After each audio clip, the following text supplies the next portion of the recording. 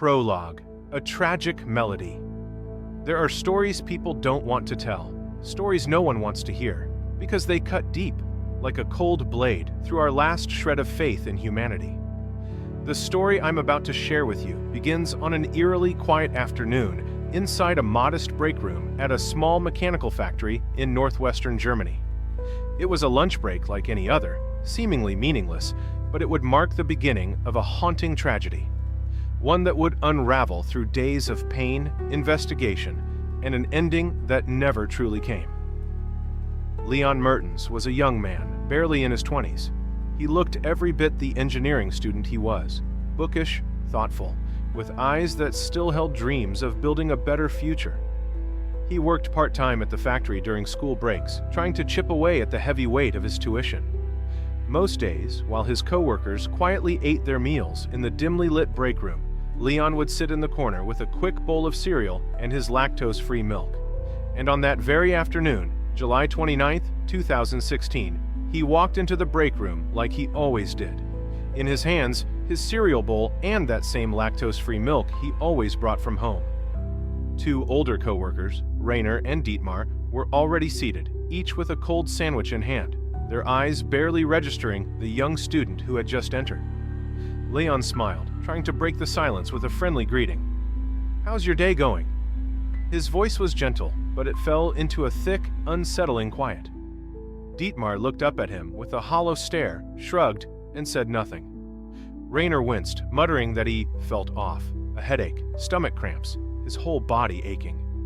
Leon let out a nervous chuckle, hoping to start some small talk. But that was it.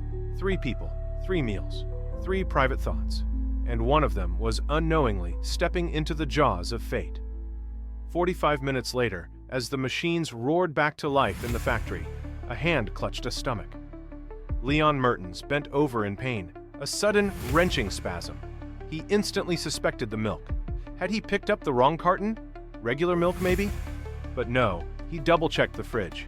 It was his lactose-free milk, stomach pain, nausea, cold sweat breaking across his forehead.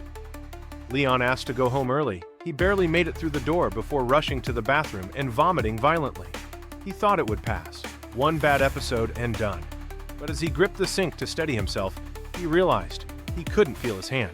Pins and needles, numb fingers. Panic surged, not from the nausea or stomach pain. He'd dealt with that before. But this was different.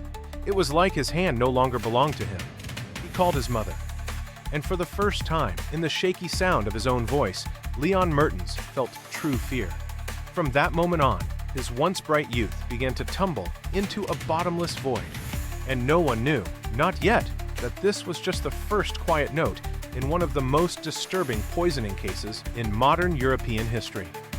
A case that began, like so many tragedies, in silence, with a lonely lunch in the middle of a factory. Chapter 1. The First Signs. Leon Mertens had barely stepped out of the factory's break room when a sharp, searing pain gripped his stomach, dropping the 23-year-old to his knees in the middle of the hallway. It felt like something inside him had suddenly twisted tight, clenching, wringing, suffocating. He curled in on himself, gasping for air as sweat poured down his face like rain. The first thought that flashed through his mind was, "God, did I drink regular milk by mistake?" This wasn't entirely unfamiliar territory for Leon. He had been lactose intolerant since he was a kid. One sip of traditional milk or a bite of dairy-based food, and the cramps would hit within minutes. That's why he was always cautious. He kept a clearly labeled carton of lactose-free, sugar-free milk tucked away in the back corner of the break room fridge, right next to a sticky note with his name on it. But now, doubled over in pain, Leon couldn't shake the thought that he'd somehow made a stupid mistake. Fighting through the cramps, he staggered back into the break room and yanked the fridge open to check. But there it was, untouched exactly where he'd left it. His lactose-free milk. No signs of tampering, no mix-up. Then what the hell is happening to me? He muttered aloud. A wave of nausea surged up his throat. Without even formally signing off, he mumbled something to his supervisor and bolted from the factory like he was fleeing from something unseen. The moment he reached his apartment, he barely made it to the bathroom before collapsing to the floor and vomiting violently. Usually, after a minor allergic reaction, Leon could rest it off and recover within a few hours. But this time was different. As he stood up to wash his face, a strange, creeping sensation crawled into his fingertips. It was like his fingers weren't part of his body anymore. Number tingling. Then suddenly, nothing. As if the nerves had been cut. Panic set in. Instinctively, he tried to shake it off, clenching and unclenching his fists, massaging his hands, willing them back to life. But the sensation wouldn't return. The loss of control terrified him. In that moment, there was only one person he could think to call. "Mom, something's wrong. My hands, I can't move them." His voice trembled through the phone. Like any mother would, she tried to stay calm.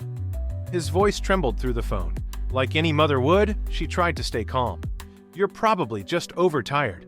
Don't worry, sweetheart. I'm coming over." The next day, at his mother's urging, Leon went to see a doctor at a small neighborhood clinic. After running through the usual questions, "What did you eat yesterday? Have you traveled recently? Any medical history?" The doctor gave a vague, almost dismissive diagnosis. "You're probably just run down from stress and overwork. Get some rest. Take some vitamins. You'll be fine." Leon forced a weak smile, but something inside him stirred uneasily. Doubt, fear, the stomach pain he knew, but this eerie numbness in his hands? That was new. This didn't feel like a simple milk allergy. It didn't feel like anything he'd ever experienced before. And deep within, that faint flickering instinct that still clung to him began flashing red like a warning signal. The nightmare had only just begun. Chapter 2. The Mystery Illness. A chill ran through Leon Mertens, a bone-deep cold that made no sense on a summer morning. After a sleepless night of stomach cramps and tingling fingers, he woke up feeling eerily hollow. Unlike his usual routine, springing out of bed, walking to the balcony for a breath of fresh air, then heading to the bathroom, today his body felt like it was sinking underwater. As he sat up, his legs buckled beneath him. His knees couldn't support his weight. He had to brace himself against the wall, catching his breath before attempting another step. But even the short walk down the hallway to the bathroom felt like a full-on assault. His body wasn't listening. His legs hesitated, moved unpredictably. He stumbled forward like a puppet with its strings cut. He barely caught himself on the bathroom doorknob, steadying his fall. Staring into the mirror, the reflection that looked back was pale, sunken, unfamiliar. His eyes were dull. Deep circles had formed under them like ink stains left by too many sleepless nights. The helplessness hit him like a freight train. In that moment, Leon realized this wasn't exhaustion. This was something else, something worse. He shuffled back toward his bedroom, but this time, his legs gave out completely. A dull thud echoed through the apartment as his body hit the floor. He had to crawl, dragging himself with his elbows across the floor, each movement like swimming through sand. He didn't want advice anymore. He needed help, urgently. "Mom, I need to go to the hospital, now!" At first I thought he was just overreacting, but the sound of his voice on the phone, so weak. I'm his mother. I could feel his fear. My legs gave out. I prayed to God nothing was seriously wrong. Later that afternoon, Leon lay in the emergency clinic. His mother sat on one side, on the other, a young neurologist, sharp-eyed and deeply concerned. She scribbled rapidly while asking a flurry of questions. "Have you taken any medication recently? Feeling dizzy? Any head trauma? Family history of neurological disorders?" Leon could only shake his head. Even breathing was an effort now. She tapped small instruments against his arm. "Can you feel this?" she asked. He tried to focus, but all he could sense was a strange, distant numbness. Then came the reflex tests. Light taps to the knees. Tiny jolts of movement, just enough to prove some part of him was still trying to fight. But the doctor's eyes darkened. "I suspect inflammation in your central nervous system, either the brain or the spinal cord. The preliminary diagnosis, central nervous system inflammation." The doctor explained it could be caused by an infection or an autoimmune response, where the body mistakenly attacks itself. But to be certain, Leon needed to be hospitalized and undergo a full round of tests. 6 days later, inside the sterile white hospital room, the doctor stepped in and one look was enough to tell her things were deteriorating fast. Leon lay motionless, lifeless. His face was oddly swollen. His eyes no longer looked at the world, they looked through it like he was slowly vanishing inside himself. The brain scans confirmed her initial suspicion: severe inflammation in the brain and brainstem. But why? That remained a mystery. No bacteria, no viruses, no trace of a biological agent. The only thing they knew for sure, Leon's immune system had turned against him. Then came something strange, something no one could explain. One morning, the doctor returned to Leon's bedside. She placed a hand on his shoulder. He slowly turned his head, his gaze vacant. It took several seconds before he whispered, "Metal, mouth." "What?" She leaned closer. "Taste, water." It took her a moment to understand. Leon was describing the awful metallic taste in his mouth. He was thirsty, desperate to wash out that bitter, iron-like flavor. A new symptom, one strange enough that she immediately noted it in his chart. But even in 2016, she couldn't connect the metallic taste to the bigger picture of what was happening to him. Seconds later, the water she gave him spilled right back out. Leon couldn't swallow. The muscles used for swallowing had stopped working.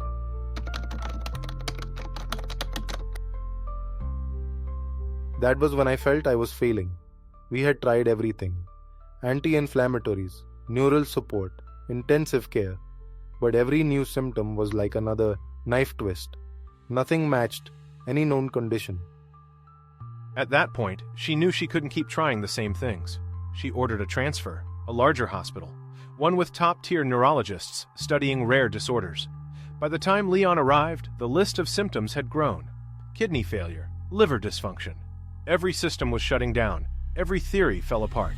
Leon Mertens, the 23-year-old who once worked with skilled hands in a bustling factory, now lay trapped in a bed of wires, machines, and ghostly white lights, frozen in place inside a nameless nightmare. If it was a disease, no one had seen anything like it before. And the most terrifying part? No one knew where it came from. Chapter 3. A Clue in a Medical Journal. There's nothing more terrifying than despair wrapped in uncertainty. That's how the chief neurologist at Münster University Hospital described the state of the medical team in late September 2016. By then, Leon Mertens, once a diligent engineering student, was just a frail shell, lying motionless under the sterile, unforgiving glow of ICU lights. 3 months had passed since he first fell ill. 3 months filled with tests, blood work, spinal taps, MRIs, CT scans, and every anti-inflammatory and immunosuppressant drug they could think of. Nothing worked. It was like trying to hold water in your hands. No infections, no viral damage, no genetic markers. No one could explain how a healthy young man was wasting away with no apparent cause. Neurologist? We thought it could be Guillain-Barré or autoimmune encephalitis. We tried every protocol, but it was like watching him crawl to the edge of a cliff, and we couldn't stop it. Then came the breakthrough. Not from the lab, not from any test result, but from the cluttered desk of a young resident doctor named Dieter Wagner. Dieter wasn't a neurologist, he wasn't a hotshot detective, and maybe that was his greatest asset. He wasn't locked into any single way of thinking. After a long overnight shift, Dieter stayed behind in his office. Soft yellow light spilled across stacks of obscure medical journals from around the world. One English language article caught his eye and made his heart skip a beat. Case number 3. A 34-year-old man collapsed after exhibiting progressing neural dysfunction coupled with hepatic and renal failure. Metallic taste reported. Final cause: acute mercury intoxication. The symptoms were nearly identical to Leon's case: severe abdominal pain, numbness in limbs, motor control loss, brain and brainstem inflammation, metallic taste in the mouth, liver and kidney failure. The conclusion? Acute mercury poisoning, a condition so rare it had only been recorded 3 times in the past century. Dieter jumped from his chair and ran to find the chief of neurology. The next morning, the hospital ran a blood test that almost never gets ordered for young, otherwise healthy adults: a mercury level screening. The results stunned the entire medical board. Leon Mertens' blood mercury levels were nearly 300 times the safe limit. There was no doubt. This wasn't a disease. This was poisoning. We were called in immediately. My first question to the doctor was whether it was possible that Leon had come into contact with Mercury himself. She shook her head. No, absolutely not. That same day, a criminal investigation was launched. Leon Mertens, no longer just a patient, became a victim, a living witness to a crime no one could yet define. Police began combing through every aspect of Leon's life. Did anyone in his family work in the chemical industry? Number: did he have access to a lab? Number: antique mercury exposure? Number: any strange hobbies? Number: everything led to a dead end. And yet, at that time, no one mentioned the man named Dietmar. No one thought about him, the quiet one in the break room. Not even Dieter. No one imagined the culprit might be someone right beside him. Leon Mertens was placed under restricted care, his access to outsiders heavily monitored. But that did little to lift the suffocating fog in the hospital halls. The air still reeked of antiseptic and helplessness. Even with mercury poisoning confirmed, the medical team had no cure. There was no antidote, no exit. Leon Mertens was still falling. My discovery didn't save him. All it did was prove this wasn't medicine's failure, it was someone else's. The climax unfolded in silence, as, for the first time in months, someone looked past the symptoms and saw the crime hiding behind them. But the biggest questions remained. Where did the mercury come from? How was it introduced into Leon's body? And who was behind it all? The answers were still out there, lurking in the shadows, maybe just a few feet away, in the quiet corner of a break room where silence once sat across from murder. Chapter 4: The Investigation, an Invisible Enemy. Some crimes don't need a knife or a gun, just one swapped spoonful of food, and a mind cold enough to wait while the victim falls. This time, the narrator isn't a doctor, not a detective either. It's me, Dietmar's cousin. I remember him as a child. Quiet, polite, the kind of kid who made tea for the adults without being asked. He'd sit in the corner, nose buried in thick chemistry textbooks. No one imagined that 3 decades later, he would quietly cast a shadow of death over the trust of an entire hospital.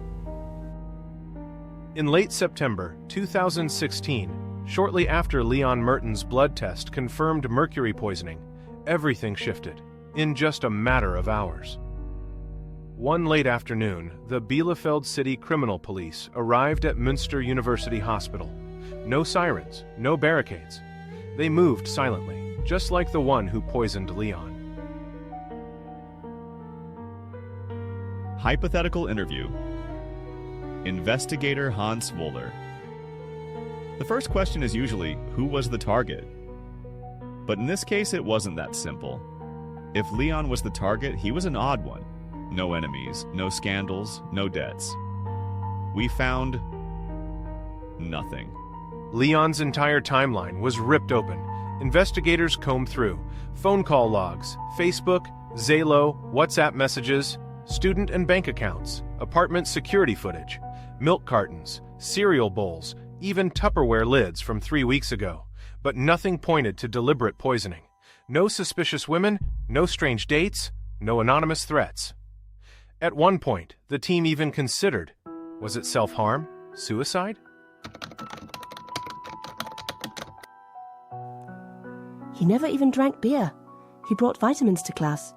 He told me, "Mom, I'll finish my thesis this semester, and next summer I'll go to Italy." Why would someone with plans for the future want to die? Investigators narrowed the possibilities to 3. Indirect poisoning through contaminated food, mercury exposure at work, a targeted attack by someone still hidden. Municipal water samples, negative. Nearby restaurants, cleared. Leon's lactose-free milk, clean. A special forensics team tested everything from the air vents to the wall paint, drain pipes, even his cologne. Every machine read cold, silent numbers. People think of mercury in thermometers. But the deadliest kind is inorganic, crafted in combinations only a specialist would know how to make. As Leon's file lay open on the investigation desk, he slipped into a deep coma. By October, nearly 3 months after his symptoms began, his condition was officially declared vegetative state, no more consciousness. At that point, the puzzle looped back on itself. Mercury was confirmed. The dosage was lethal. But no one saw how it entered his body.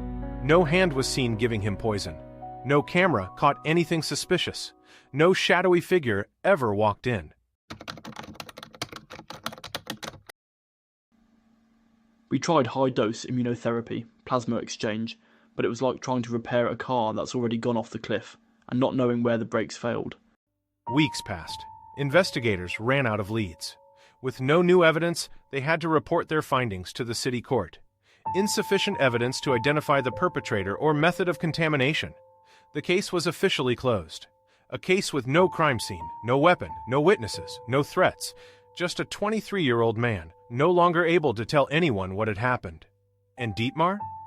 Still came to work like nothing had happened. Still sat in the corner of the break room, quietly eating his dark rye bread under flickering fluorescent lights. The heater didn't warm the room enough, but no one noticed him. The one thing everyone saw, but no one questioned, was the silence. That silence, disturbingly calm, in a case where the killer may have been right there, eating breakfast beside the victim, next to the coffee machine, next to Leon. No one talked, no one confessed. And Dietmar? Still there, still eating lunch like always. No words, no strange behavior. But in the end, it was that very silence that became the most brutal confession of all. We thought it ended there, but 2 years later, in that same gloomy break room, a faint smudge on a crust of bread brought everything back. A detail that seemed harmless would crack open the door to a lab-made hell. Next episode, back to the factory, the chain unravels. This wasn't the end, it was only the beginning.